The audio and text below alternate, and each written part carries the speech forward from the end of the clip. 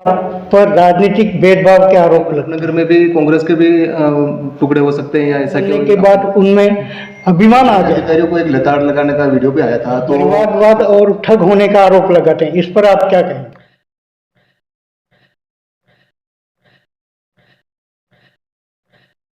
मेरा प्रयास रहा है कि वो वल्लभनगर क्षेत्र का वासी है, तो मेरे वल्लभनगर परिवार का सदस्य हो। पूरी बात करने का समय नहीं मिल पाता तो उनको ऐसा लगता होगा कि मैं अभिमानी हूँ, क्योंकि उनके बिना मैं कुछ नहीं हूँ। वो भविष्य में वल्लभनगर को अगर हम जिला बनाते हैं, दूरदर्शी सोच को रख के हमने इसे बनाया है। जो 40 किलोमीटर की दूरी थी वो आपको 1 किलोमीटर में कर दी। नहीं तो अगर कोई विरोधी मेरे पे ये आरोप लगाते हैं ठगी का, तो ठगी कैसे की जाती पहले तो मुझे वो सिखा दे, ताकि मैं उसे सीखूं तो सही। पहले नहीं आई हो, हमारा घर मजबूत होगा तभी तो हमारा गांव मजबूत होगा। वल्लभनगर मजबूत करेंगे तो राजस्थान मजबूत होगा। और जनता का निर्णय है कुर्सी पे किसको बिठाना और किसको उठाना, रुपए पैसे बांटने वालों को या क्षेत्र का विकास कराने वालों को। तो रोजगार के लिए बाहर नहीं जाना पड़ेगा। आने वाले 2 सालों में यहाँ फैक्ट्रियां स्थापित हो जाएगी। पर मुझे ये पता है वल्लभनगर में कांग्रेस एक है, हर परिवार को इन योजनाओं का लाभ मिल रहा है, इसलिए कांग्रेस पार्टी ही राजस्थान में सरकार बनाएगी। तो जब जनता को आप मार्ग प्रशस्त नहीं करेंगे तो वो जनता वहां तक पहुंचेगी कैसे? और जिस अधिकारी ने ऐसा काम करा उसे हमने हटा दिया। नमस्कार, मैं मांगीलाल लोहार और मेरे साथ है लोकेश मेनारिया और मेरे बीच में विराजमान है वल्लभनगर विधायक श्रीमती प्रीति गजेंद्र सिंह शेखावत। चुनाव का माहौल है, जाहिर है हर प्रत्याशी अपनी बात जनता के सामने रखेगा। इसी उद्देश्य से हम आज दोनों मिलने आए हैं वल्लभनगर विधायक प्रीति गजेंद्र सिंह शेखावत से कि उनके दिल में क्या है और वल्लभनगर को लेकर उनकी आगे की क्या भावना है। तो सबसे पहले हम मैडम का धन्यवाद करना चाहेंगे कि आपने हमारे को समय दिया। मैडम, उसके लिए धन्यवाद। मेरा सौभाग्य मांगीलाल जी और लोकेश जी, आप मेरे से मिलना है मुझे इस लायक सब जी। अच्छा मैडम, वैसे आप दुखद बात ये है कि आपको मतलब उपचुनाव लड़ना पड़ा और घर में एक नुकसान हुआ। उसके बाद आपने जो हिम्मत रखी उसकी सारी तहसील में लोग अब भी दाद देते हैं।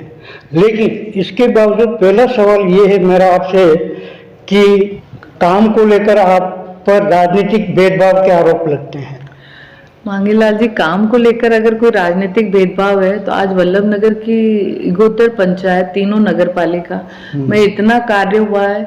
मैंने कभी किसी सरपंच से या किसी कार्यकर्ता किसी भी पार्टी का मेरे पास आया तो मैंने कभी उससे पूछा नहीं आप किस पार्टी से। मेरा प्रयास रहा है कि वो वल्लभनगर क्षेत्र का वासी है, तो मेरे वल्लभनगर परिवार का सदस्य हो। पूर्ण रूप से प्रयास कराया कि उनका काम मैं करा सकूं। हर पंचायत में बहुत काम हुआ है, कोई पंचायत इससे बाकी नहीं रही।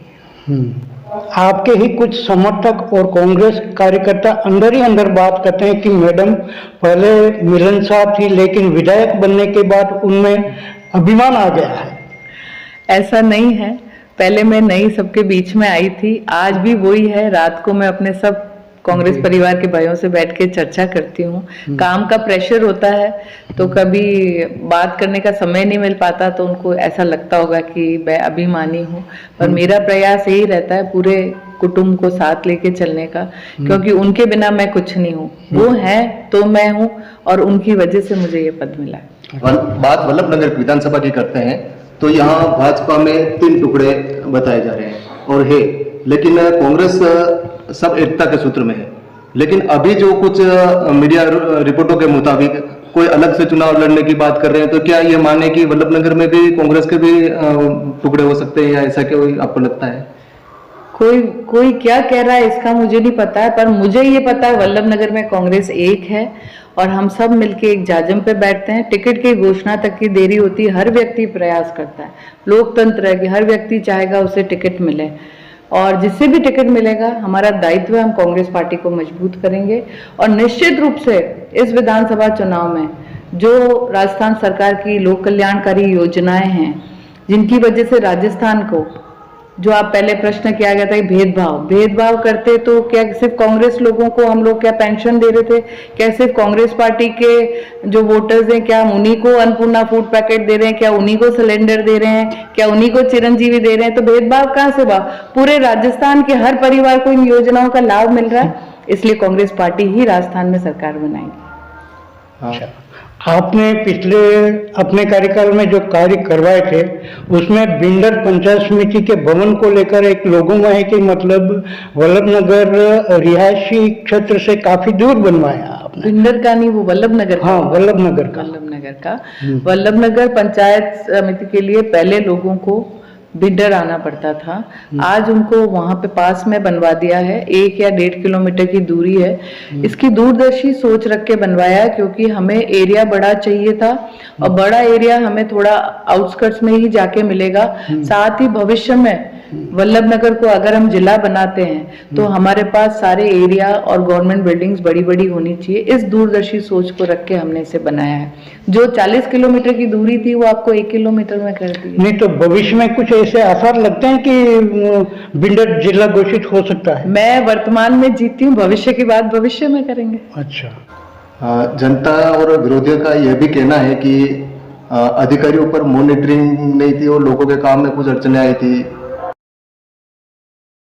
ऐसा बिल्कुल नहीं है, पूरा प्रयास किया गया है। कहीं कोई अधिकारी कोई कार्य नहीं भी कर पा रहा होगा तो माननीय कलेक्टर साहब के कहकर हमने इस कार्य को भी कराने का प्रयास किया है। और कभी कभी कुछ काम अगर आप और हम भी अपने परिवार से अगर बाजार सामान लेने जाते हैं तो 2 काम छूटते ही हैं। कुछ छूट गए होंगे, उन्हें भी हम वापस भविष्य में कराने का प्रयास करेंगे। अच्छा, आप विधायक रहे, आपके पति और आपके ससुर जी स्वर्गीय गुलाब सिंह जी सक्तावत भी राजनीति में रहे, वो गृह मंत्री भी रहे और उन्होंने काफ़ी समय तक इस क्षेत्र का प्रतिनिधित्व किया। इसके बावजूद आपके विरोधी खेमे जो भी हैं वो आप पर ठग होने का और परिवारवाद और ठग होने का आरोप लगाते हैं। इस पर आप क्या कहेंगे? अगर कोई विरोधी मेरे पे ये आरोप लगाते हैं ठगी का, तो ठगी कैसे की जाती पहले तो मुझे वो सिखा दे ताकि मैं उसे सीखूं तो सही। पहले नहीं आई हूँ। परिवारवाद की बात है, लोकतंत्र है, देश आज़ाद हो चुका है और आप और हम मिलके क्षेत्र में काम करते हैं तो क्षेत्र की जनता और जो पार्टी का शीर्ष नेतृत्व है वो तय करता है कि किसे टिकट देना चाहिए। और जहाँ तक कांग्रेस पार्टी की बात है, अपना सर्वे करा चुकी है 11 बार पार्टी तय करेगी। आज भी हमें नहीं पता टिकट किससे मिलेगा, पर पार्टी जिससे भी तय करेगी, हम सबका दायित्व है, हम कांग्रेस को मजबूत करेंगे वल्लभनगर विधानसभा से, क्योंकि हमारा घर मजबूत होगा तभी तो हमारा गांव मजबूत होगा। वल्लभनगर मजबूत करेंगे तो राजस्थान मजबूत होगा। और परिवारवाद इसमें कहीं नहीं आता। दाता हुक्म ने आज़ादी की लड़ाई में अपना एक पैर खोया था। वल्लभनगर विधानसभा परिवार ने वापस कीर्तिशेष गजेंद्र सिंह जी शक्तावत में अपना समर्थन दिया था, उनमें आशा जगाई थी। शक्तावत साहब ने भी अपने कार्यकाल में बहुत कार्य करवाए। 2018 के बाद उनका कार्य जो अधूरा छूट गया था और 18 के चुनाव का मुद्दा था कॉलेज खुलवाना, आज उन्हीं का ये कार्यकाल चल रहा है। हमने विधानसभा में 3 कॉलेज खुलाए हैं, कुराबड़, बिंडर, वल्लभनगर, और 3 ITI कॉलेज, कानोड़, बटेवर और कुराबड़। तो क्षेत्र के हर ब्लॉक को हमने कवर करने का प्रयास किया है ताकि शिक्षा के क्षेत्र में मेरा वल्लभनगर परिवार आगे बढ़ेगा तो आने वाले समय में पूरा राजस्थान शिक्षित होगा। तो इसमें परिवारवाद की तो कहीं बात ही नहीं। हम लोग जनता के बीच में रहते हैं, उनके साथ रहते हैं और जनता का निर्णय है कुर्सी पे किसको बिठाना और किसको उठाना, रुपए पैसे बांटने वालों को या क्षेत्र का विकास कराने वालों को। ये बात हो गई। जैसे कांग्रेस में अभी फिलहाल दावेदार तो कई हैं, लेकिन सबसे प्रबल दावेदार और सिटिंग एमएलए होने के नाते आपका ही हक बनता है। और अगर आप रिपीट हुए एज ए एमएलए तो आपकी वल्लभनगर को लेकर खास प्राथमिकताएं क्या रहेगी सरकारी योजनाओं के अलावा? वल्लभनगर के लिए जो सबसे ज़रूरी चीज़ है, कोरोना काल में हमने भी देखा था कि जो परिवार बाहर नौकरी कर रहे थे छोड़ के उनको अपने गांव की ओर पलायन करना पड़ा और यहाँ आने के बाद भी आज भी उनको रोजगार उपलब्ध नहीं हो पा रहा है। ये शायद मेरा प्रयास पूरा था, इसीलिए माननीय मुख्यमंत्री जी से हम रिको और फूड पार्क यहाँ लाए ताकि फैक्ट्रीज से MOU करके यहाँ पे उनको रोजगार दिला सके। परंतु 18 महीने का मेरा कार्यकाल बहुत छोटा था।